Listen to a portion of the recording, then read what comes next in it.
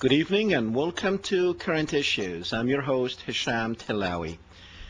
Exciting 2 hours coming ahead, ladies and gentlemen. In the first hour, we will be speaking with Henry Makow about, he's Jewish, and I really want to understand what is going on with, he has conflicting ideas. He himself really does not know what it means to be Jewish. So we're going to talk to him about this.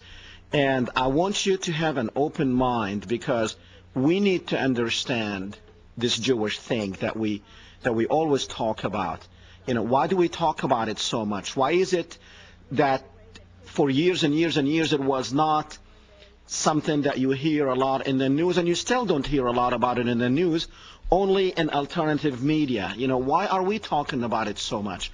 In the first hour, you will find out why is it really that important. And in the second hour, we will be speaking with a gentleman, Professor Don Wagner from North Park University in Chicago. I have been really wanting to get this guy on for about probably 2 years now, and finally we were able to hook up with him, and he will be with us. The only thing is, make sure you're here in the second hour, the first part of the second hour, because he's only going to be with us for 30 minutes. And he's going to talk about the Christian right, or as I like to call them, the Christian wrong. Why is it so important to talk about that too? You will find out in the second hour. Now, ladies and gentlemen, before we go to Henry, I was on my way coming to the studio. I was listening to Bill O'Reilly, and he was talking about a writer, internet writer on NBC, I believe, NBC Internet. I forgot the name of the guy, William Goggin, something like that, but that's not really important. What's important is what Bill O'Reilly said about this guy. Now, this guy supposedly wrote an article saying that we have a bunch of mercenaries in Iraq killing people there, and a lot of people are taking issue with this guy. And Bill O'Reilly went as far as saying that, NBC should have told us up front what this guy's agenda is. And I'm thinking, what is your agenda, Bill O'Reilly? What say you, Bill? What's your agenda? What's Fox's agenda? What's Sean Hannity's agenda? Did Fox come out and tell us what Sean Hannity is all about? Did they come out and tell us what you are all about? What is your agenda? I'm sure you have one. Otherwise, they will not put you on nationwide for all these millions to listen to you and hear from you. So, now, this guy called some of these people fighting mercenaries. Guess what? They are. Now, we have a lot of good people out there in Iraq fighting because they were told to go and defend the country, and that's why they went there. But then we also have probably just as many people who went there for the money. People are leaving the British Army, they are leaving the United States Army to go back to Iraq so they can get the $10,000 and the $15,000 a month from Blackwater and from khakis, the private army, so to speak. Well, no, so to speak, that's what it is. It's private army. And they give $10,000. So if anyone wants money, go ahead. Because our guys are leaving the army so they can join these. You know, if you're going to get out there and kill some people and probably be killed, then might as well get paid for it. And that's what a mercenary is. When you go out there, you have your life in your hand. So, agenda. Before you talk about agenda, Bill O'Reilly, you have an agenda that you need to tell people what that agenda is. I'm sure probably some of you have received something, especially if you have boys and girls probably who are teenagers. You probably received one of these. If we can go to camera 3 and show this, okay? Now, this is something that probably millions are going out there in the mail, and they want you to join the Marines, which is fine. There's nothing wrong with joining the Marines. But what I had, I don't know, maybe someone can call and explain this to us.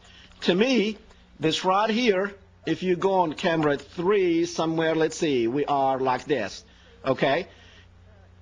Now, to me, that's on the Marines' saber sword. To me, that's an Israeli star. That's a Jewish star.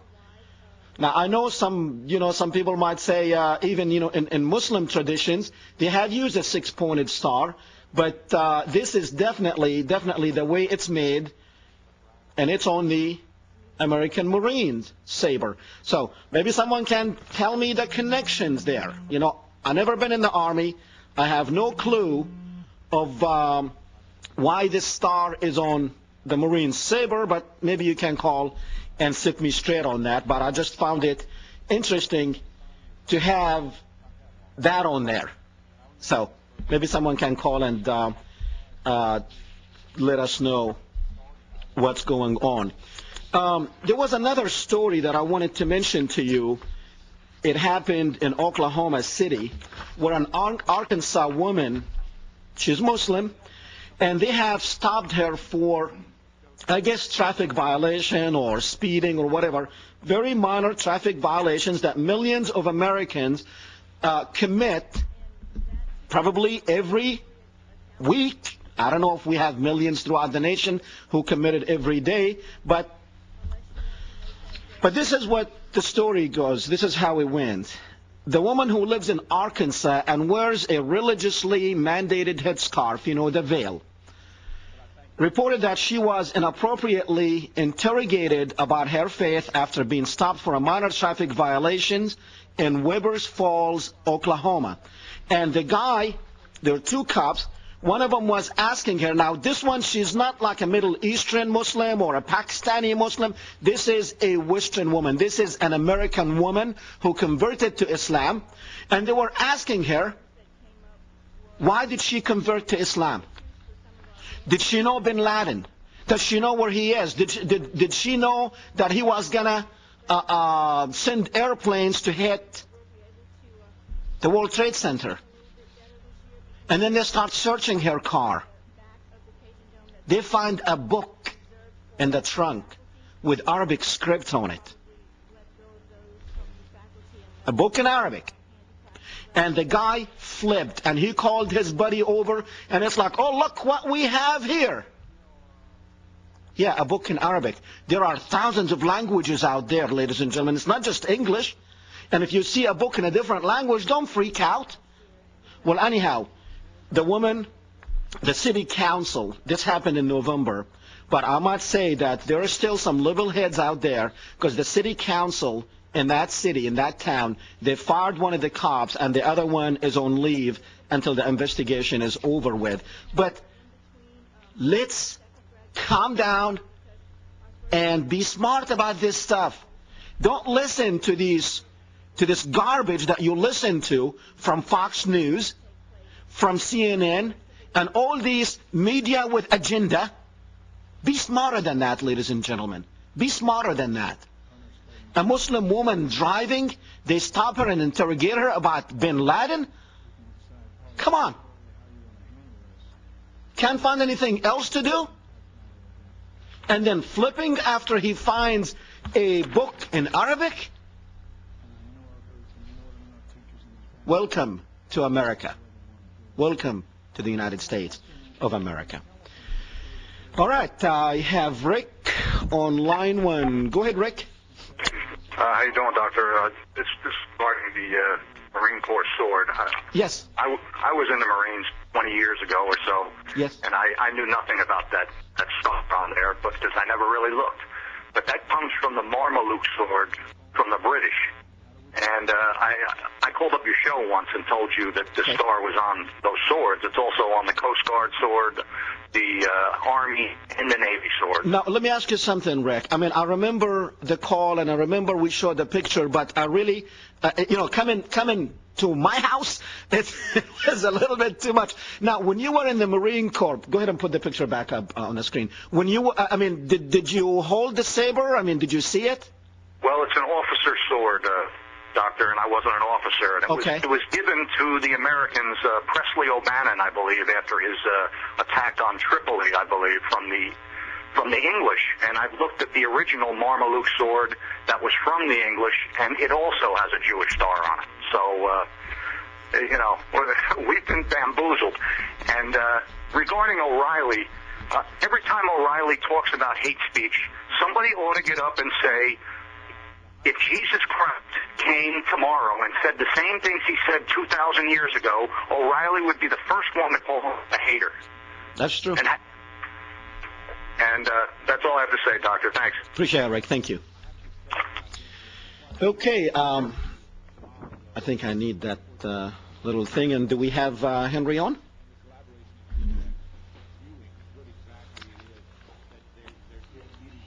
Henry, can you hear me?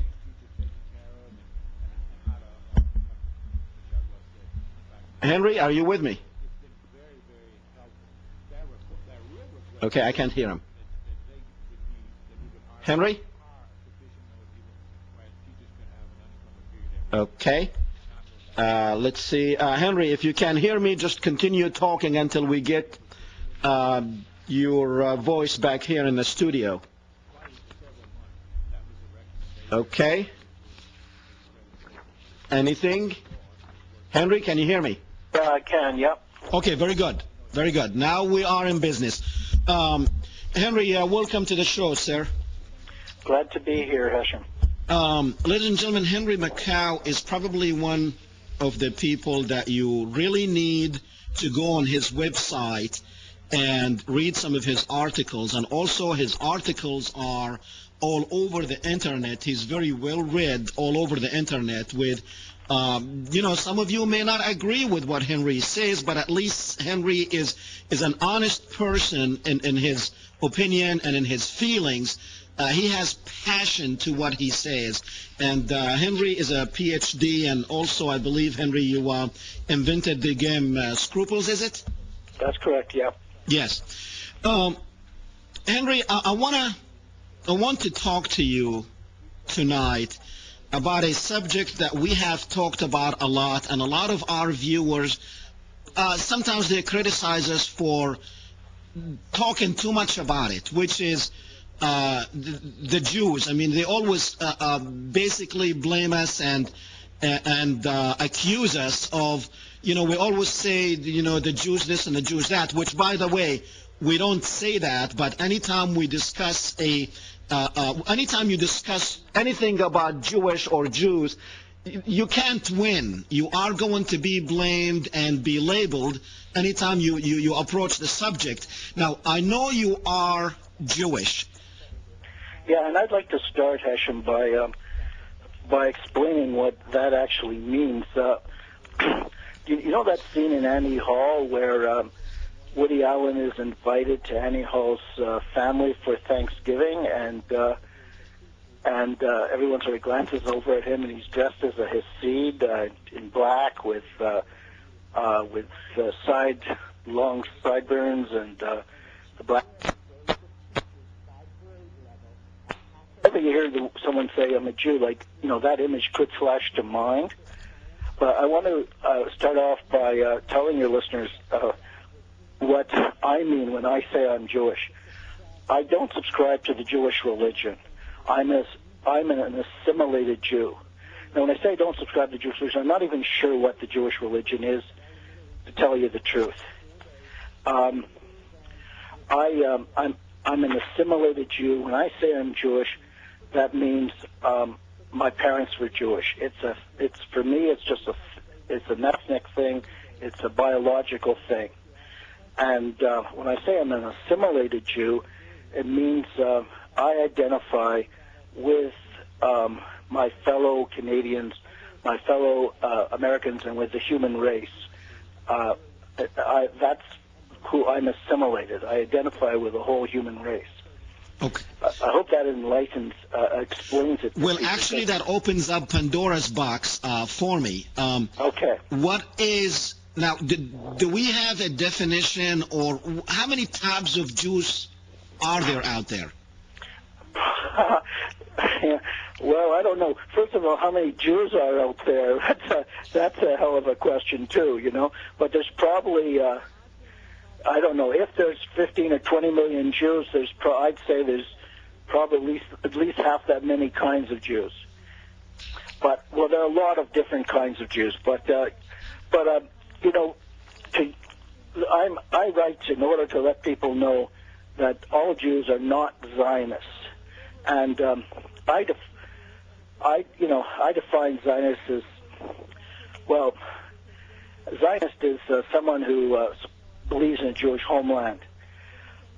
But because they believe in a Jewish homeland, I believe they're being duped into supporting an agenda which is a lot bigger than that. I don't think Zionism was ever about a Jewish homeland. In fact, if Zionism were about establishing a Jewish homeland, there would be no Israel today. Zionism in Israel is really about establishing a beachhead for what we call British imperialism in the Middle East. That's what Zionism is really about, a beachhead for British imperialism in the Middle East.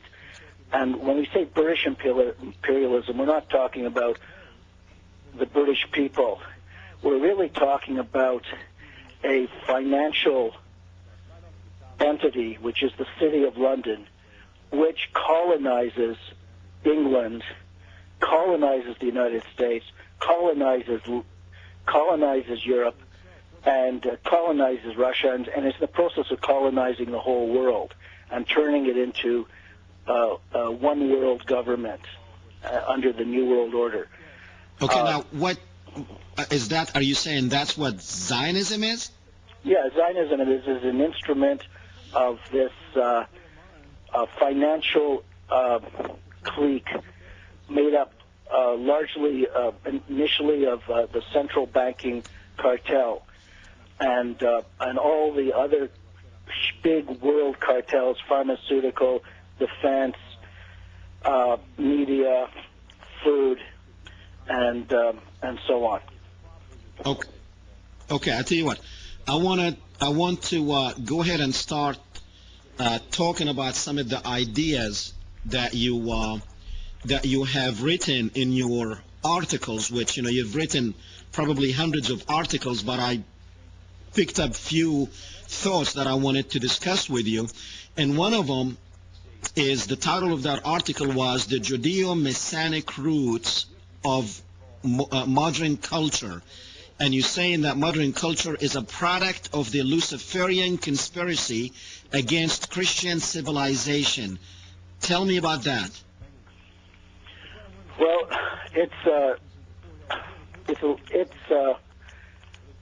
it's essentially this cartel that I'm talking about, this banking cartel.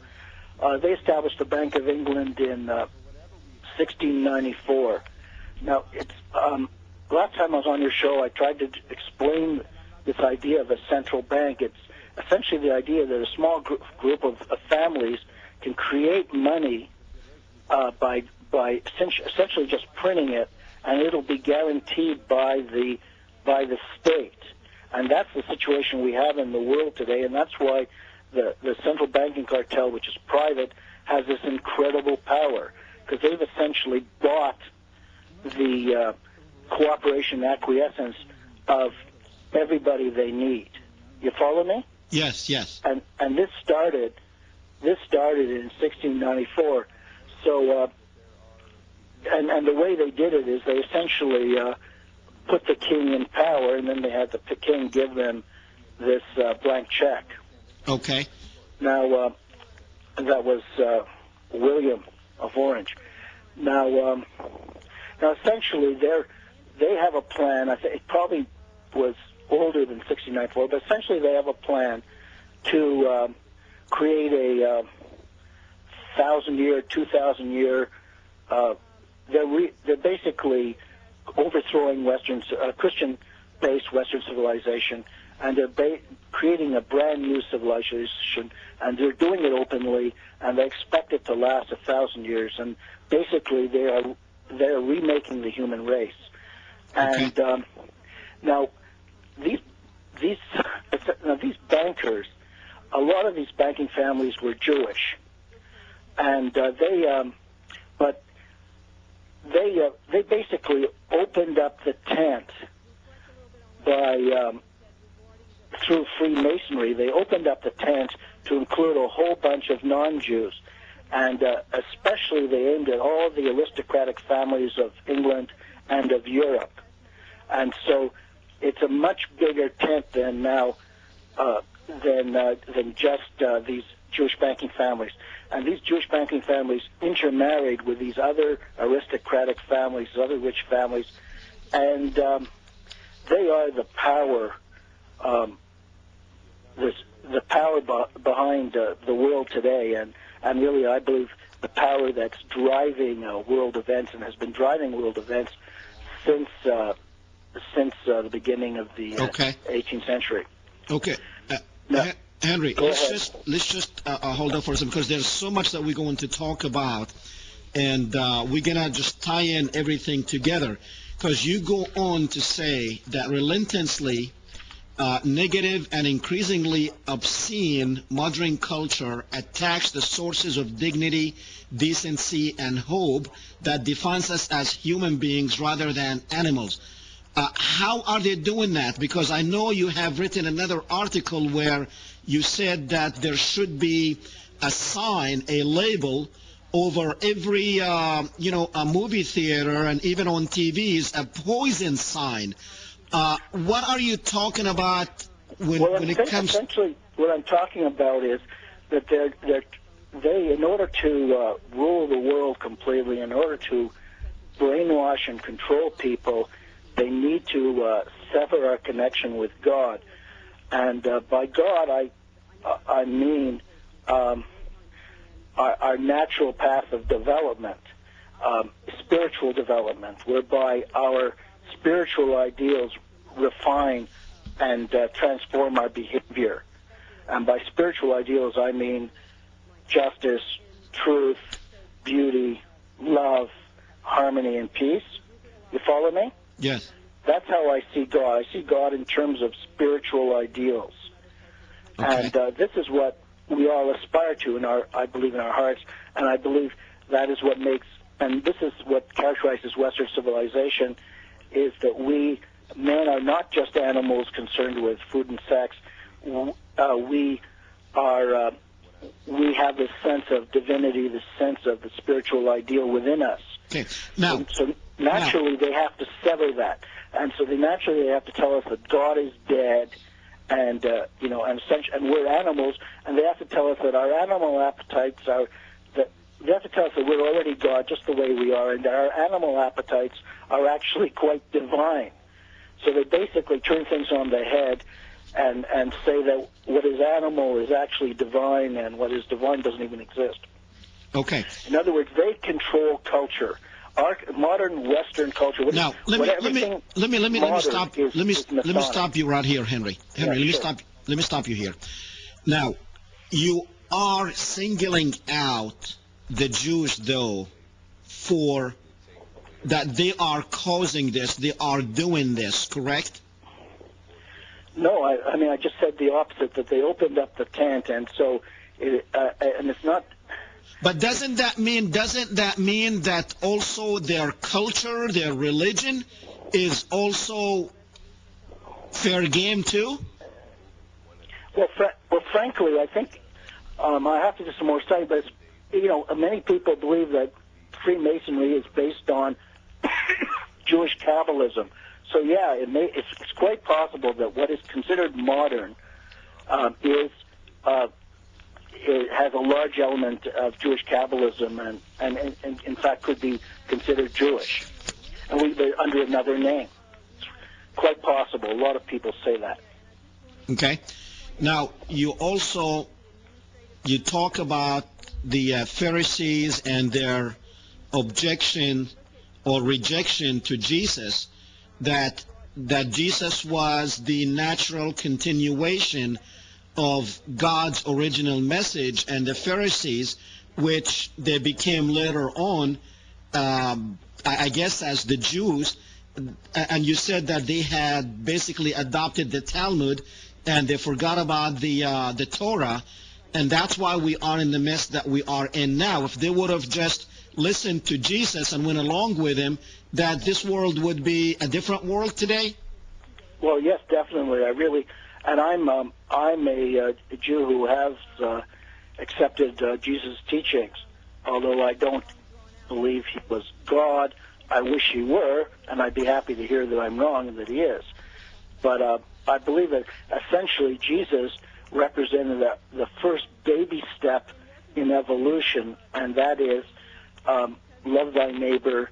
Mankind is a brotherhood. All human beings are brothers. God is love. Do unto others as you'd have them do unto you.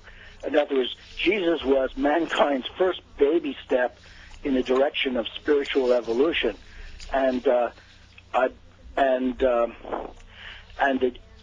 this was rejected by the Pharisees because they have a elitist philosophy that the Jews, essentially, they represent the Jews, are a chosen people, and that they will rule the world.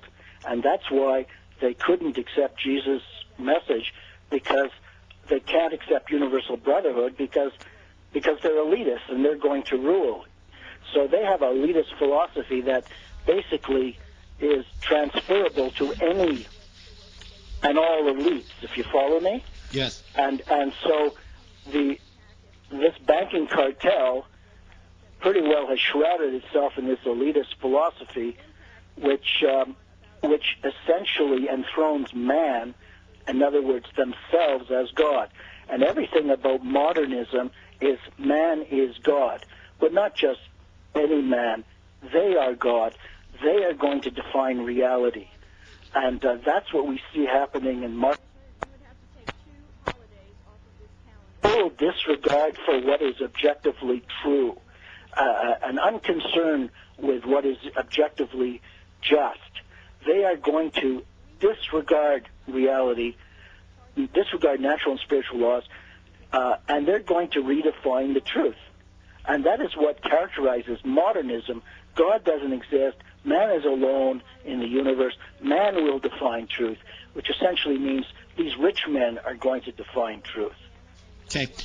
Henry, you wrote something that it disturbed me a little bit, but I want you to explain to me exactly why you said it and how you see things, that's what's going on in the world today. You said, I'm a non-observant Jew who believes this situation is lethal for humanity and Jews alike.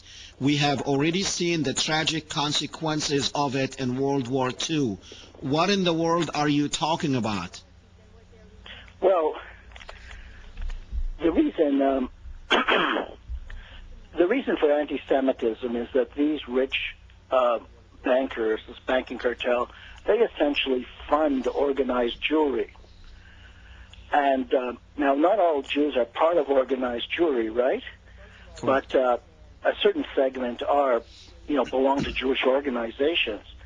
And so essentially, Jews, and this is the cause of anti-Semitism, is that Jews are identified with this one world elitist agenda, which essentially means the death and eradication of all nations, because we're going to have one world, religion, family, and race. It's all going to be one world. So naturally, if Jews are identified with that agenda, anyone who opposes that agenda is going to feel anti-Semitic. But they just as well might feel anti-Masonic, because the Masons are identified with that agenda too. If you understand what I'm saying? But why it's lethal is that this is basically making any Jews that are part of this one world agenda, if it fails, they're going to basically take it on the chin. No. They're going to be the object of the resentment. Okay, Harry, I want to go back to that same comment, and I mean, for you to say that, then you're saying that, when you say we have already seen the tragic consequences of it in World War II, then you are concerned that what happened in World War II could happen again. And if you are you seeing any similarities from before or pre-World War II that led to what happened to the Jews in World War II? Are you seeing any similarities today? I believe that Jews. Well, first of all, there was a lot of ethnic cleansing that took place in World War II. But I believe that there was an agenda behind the ethnic cleansing of the Jews. It was done deliberately. Zionist leaders deliberately abandoned Jews because they needed to create an argument for the establishment of the State of Israel.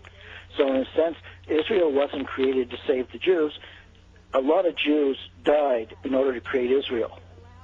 And I feel strongly that my own grandparents died in the Holocaust, and I believe that's the real reason.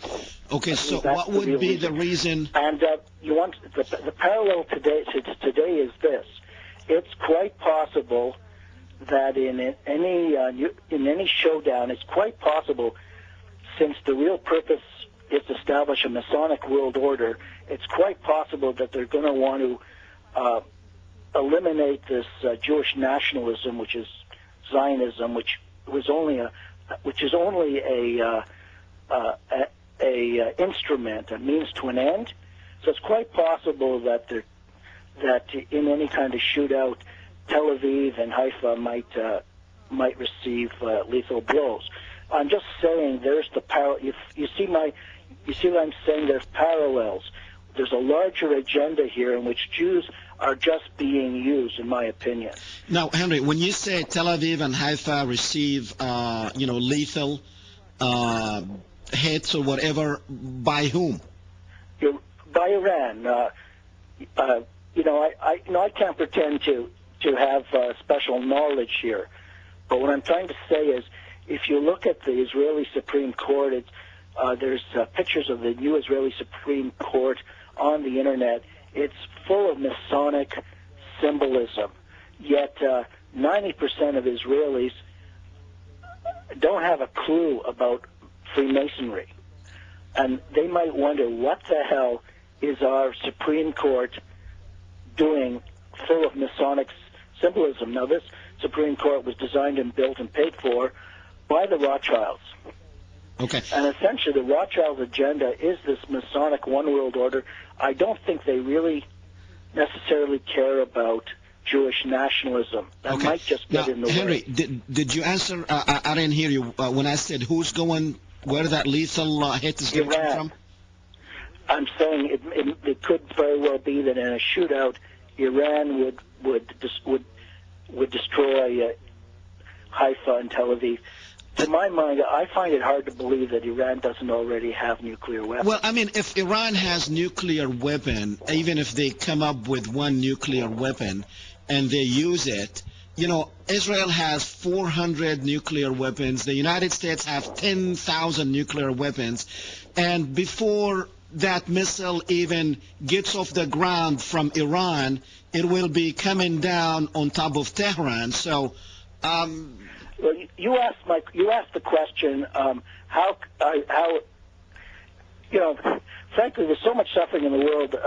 I don't want to focus on this potential and possible suffering of the Jews. Okay. You asked the question.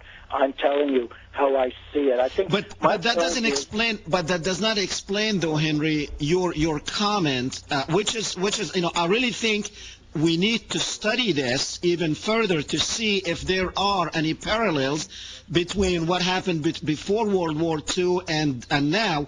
When you say we have seen the tragic consequences of it in World War II, then you are thinking... What I'm trying to say, Hashem, is that Jews are being duped and used just like every other segment of the population, Christians, Masons, Americans, you name it. We're all being duped and used for this to promote this eventual one world government, and which is being advanced through war. That's the way they do it. Okay. And naturally, all these agents, all these dupes, are going to suffer casualties in war. That's what happens in war. That's my point. Okay, Henry, stay with me. We're going to the phones with Stanley on line one. Go ahead, Stanley. Yes, hello. Yes, hi. Yes, Dr. Talawi? Yes, sir. Oh, yes, thank you for taking my call. You're welcome. First, let me say that I really enjoy your show a lot, and I think it's great that Dr. Makow is also on. Both of you are permanently right there in my browser, bookmarked as my favorites.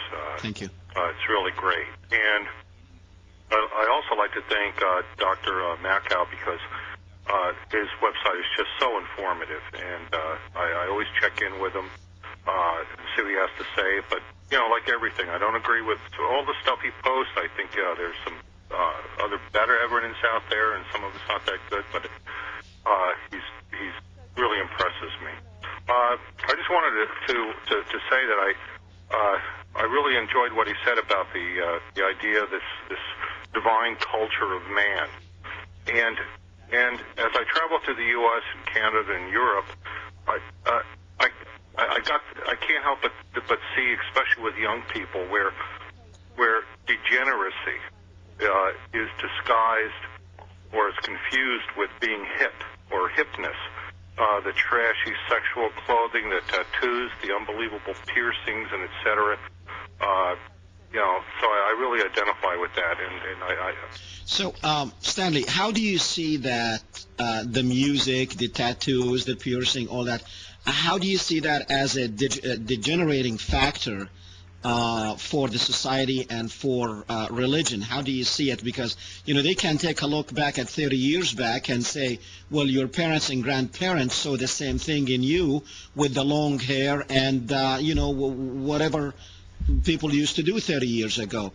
Is this, I mean, do we really see this as a permanent degeneration in culture, or is there a way back? Can we get back on track here? Yes, we can. But what profoundly struck me was what Solzhenitsyn said in regard to the tragedy that occurred to Russia. And he said, we forgot God. And I think that, yes, we can point back to 30 years ago, and I think that if we look back 30 years ago, we can see the beginning of what's coming to fruition now. Yes, the youth has always been somewhat rebellious, and of course, but frankly, at this point in time, it's to me satanic in its expression. Well, that's hold on. Let me bring Harry into the mix. Harry, Stanley said it's satanic. Isn't that part of religion? Yes, it definitely is. It's satanic, and the bottom line is these Pharisees who, who started Freemasonry, they're basically Satanists. If you look at the history of Jewish-Christian relations for over 1,000 years, the Christians saw the Jews as devil worshippers.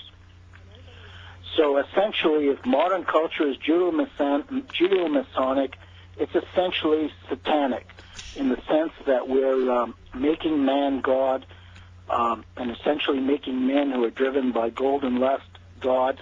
We're essentially being indoctrinated into a satanic cult. We're all becoming part, through the media, of one big satanic religion. Okay, is Satan winning, Henry? Oh, definitely. There's, Stanley? In the last 20 years, it's measurable. Yes, he is winning now. Stuff that would be regarded as obscene 20, even 20 years ago is acceptable now. He will it's lose. Unbelievable. It's like the toilet has Hold on. Stanley, hold on a second with me. Go ahead, Henry. I'm sorry. The toilet has backed up. There is just it's just all about whether man has a soul and a body. Now, if a man has a soul as well as a body, then the soul is going to refine and restrain the body. But everything we see in the mass media today says man has no soul. He's just a body.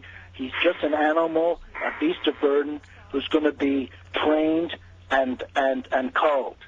And if you look at the media, you never see any real evidence of a belief in an objective moral order.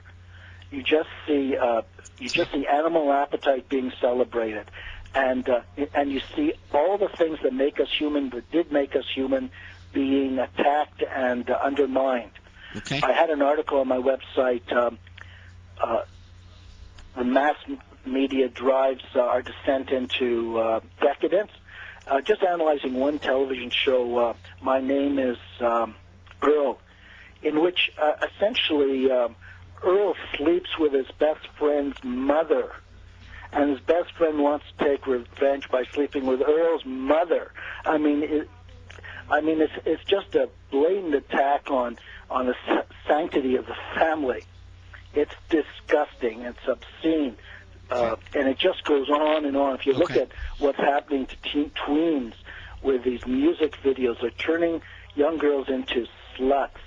They've taken away the idea that women have to consecrate themselves for their husbands and their families and save their virginity and sexuality as a sacrament of marriage. And they're turning these girls into whores who will never be fit to be mothers and wives. Okay, Stanley, you were saying something.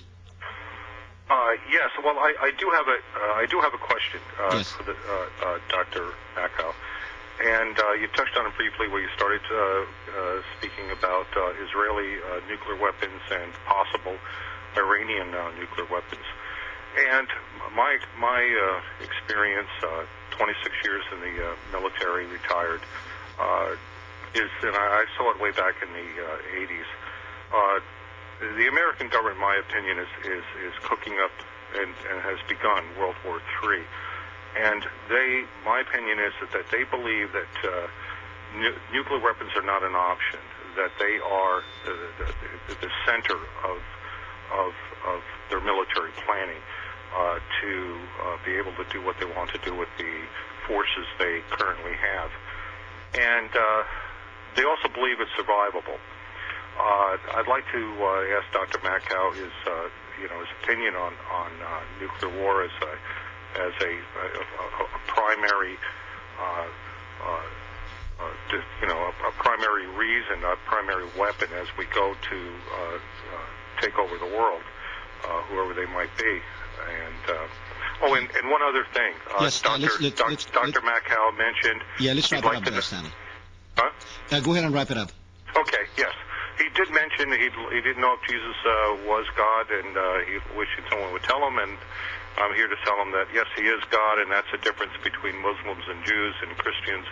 Is that so I guess Henry's kind of sitting in between, huh? Yeah, I guess so. Thank you very much, and thank you for all the great work you do. Goodbye. Thank you, Stanley. I'm glad to hear that Jesus is God, and I'd be happy to embrace him. I mean, that's not an.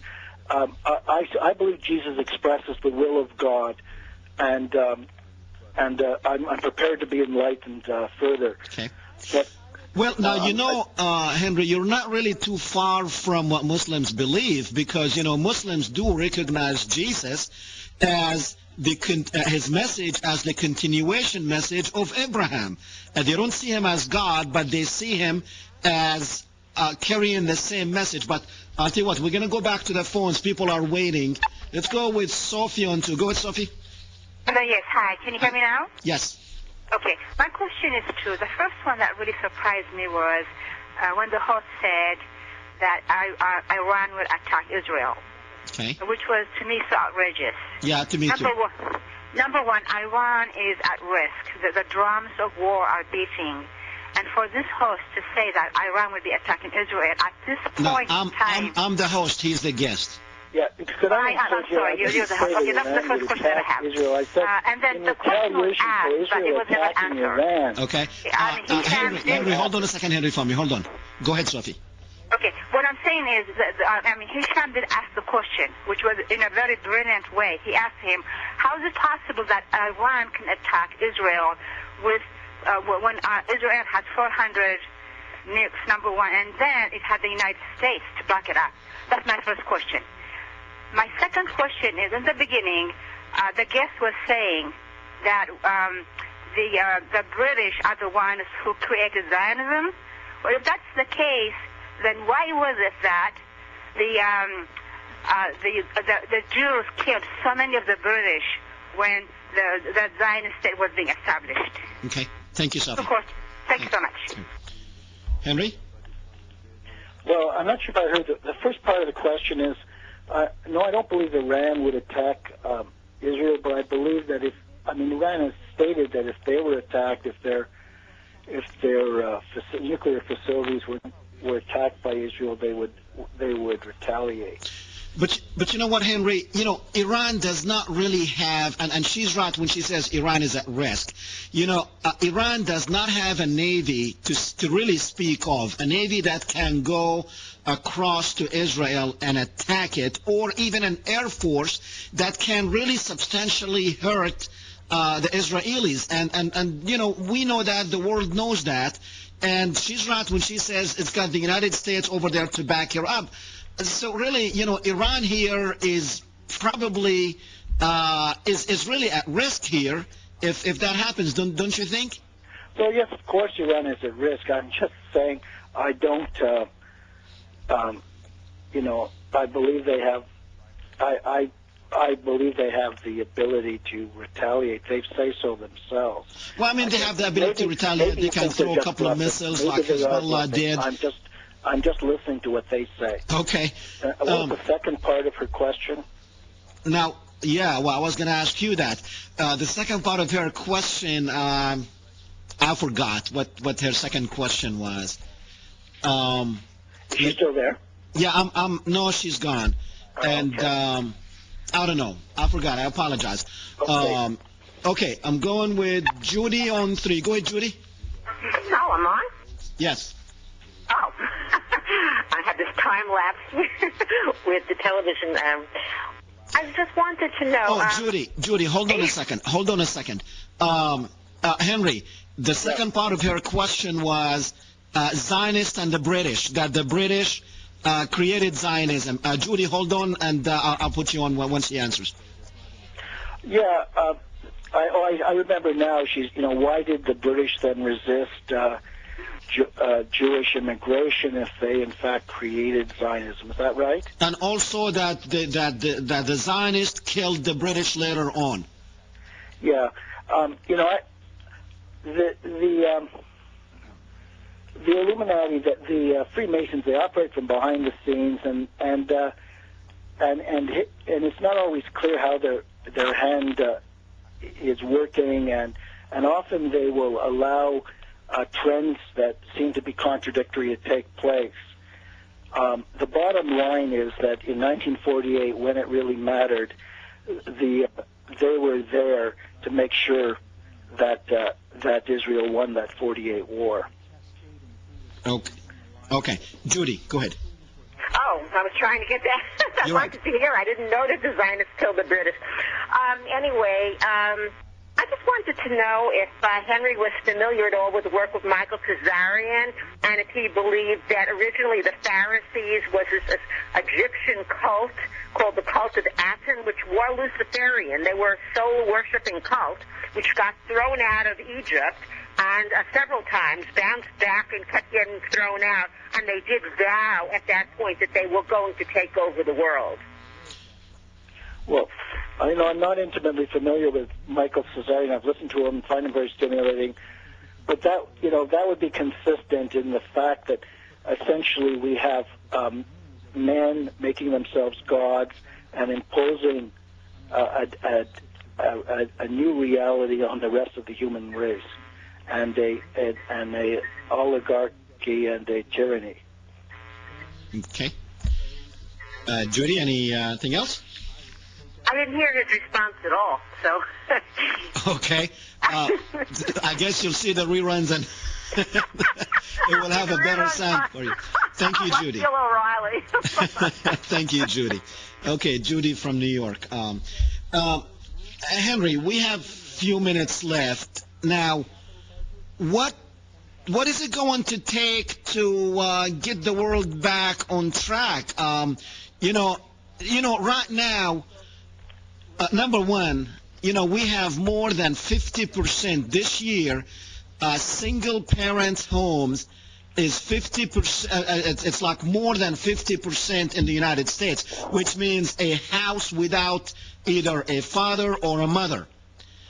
And things are going really and speedily, I might add, for the worst. You have one thing that religion taught. These things are all happening because they're being deliberately made to happen. And okay. It's simply a question of the people who have their hands on the helm turning the boat in a different direction. They created feminism in 40 years. They could turn it around in 20. So, Henry, are you saying go ahead. Okay, are you saying that taking mothers out of the house was the problem? It was part of the problem. It was part of the agenda. Everything that's happening now is intentional. It's deliberate. So if you say, how do we turn it around? Essentially, these people have to have a change of heart. If they're not going to have a change of heart, the central banks have got to be nationalized, so they really do belong to the people, and the legislatures do have to reflect the best interests of the people. Essentially, we have a situation where the countries of this world are like people where the heads have been removed or lobotomized, but I'd say removed, and a different head has been put on. Essentially, the mind and the will and the heart is self-destructive. It's because they're following a different agenda, an agenda which involves the destruction of the nations, the decline of the human race into a kind of servitude. So anything that's happening is totally deliberate, and it's not going to change until that leadership group is changed or have a change of heart. Now, Henry, we only have like 1 minute left. Now, I know the world has went through worse times or worst period when it comes to the moralities and, religions and all this. Don't you think we're just taking it too much when we really look at it that way? We only have 20 seconds. Well, every time things have gotten this decadent, there was some kind of a crash, like the Roman Empire crashed, and I think we're in for some kind of a crash. It may not be in my lifetime. I have about 20 years to live, but it's definitely going to happen in the next 50 years. Very good. Dr. Henry Makow, ladies and gentlemen. Thank you, Henry, for being with us tonight. Thank you, Hashem. Thanks. Okay, ladies and gentlemen. Like we said, we bring them to you, and you decide. You decide what you hear on this show. But definitely it's something to think about. Definitely I can tell you that from what I'm seeing is the society is degenerating, and I'm thinking like the way people used to respect their mothers. I can tell you that it's totally different now. I mean, mothers at one time, and even, in my lifetime, they were almost close to being worshipped. That's how people respected their mothers, and mothers sacrificed for their children and for their husbands. And I think that's what religion teaches, to sacrifice, and at the same time, the man will have to sacrifice too. But I really do believe that this society, material society that we are in, where you took the mother out of the house, and who's raising the children? Fox and Hollywood. So I guess they are programming us for this dark journey to the unknown. We will be back in 5 minutes, ladies and gentlemen, with Donald Wagner and the Christian right or the Christian wrong. Don't go too far. 4 minutes. This week in history. In 1825, after no presidential candidate receives a majority of electoral votes, the United States House of Representatives elects John Quincy Adams President of the United States.